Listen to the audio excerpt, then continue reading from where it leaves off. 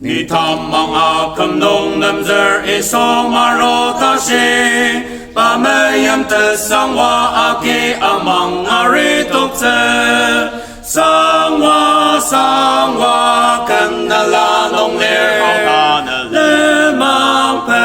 yong te sangwa tang ler iso waiting o wa pai ke taya to Patameyam sangwakan molong nong ler Zengran sangwa nong cha cha tang patan ni long temer Temeshi patashi aki ni alima tokter Sangwa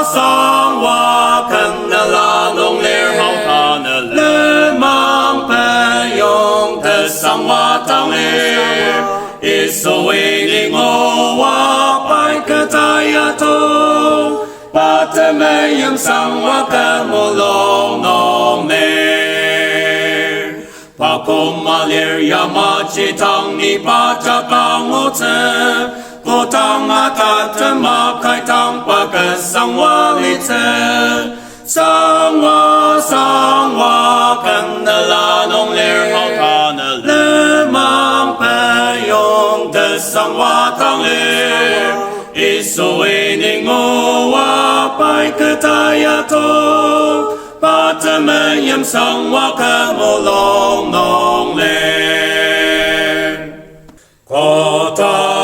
pa seng mang te tao chi Ke tang le te tap te Kota Kristai ni alang zet Ni metem selaka Shipataka manger ni metem Aser kamolong tangiya aror Patak nong luk te pamapa Wayachak inyak te sa Kem te tamang maparan Kotak mayapete Pao amang nong te senep Niracham te mapo Shipataka manger ni metet Aser kamolong tangiya aror Patak nong luk te pamapa Payachak inyak te sa Tanelai temenen aiter Lai iso sayor Aser tamang atok takser Niracem temako Shipataka manger ni metet Aser kamolong tangiya aror Patak nong luk te pamapa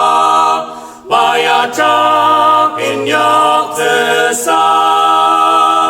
Paaro te ni memetet Mapang chikotangar Pamaro chongi otiset Aro takang otir Shipataka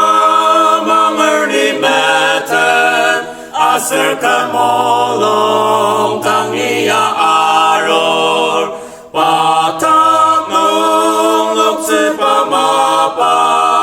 Payachak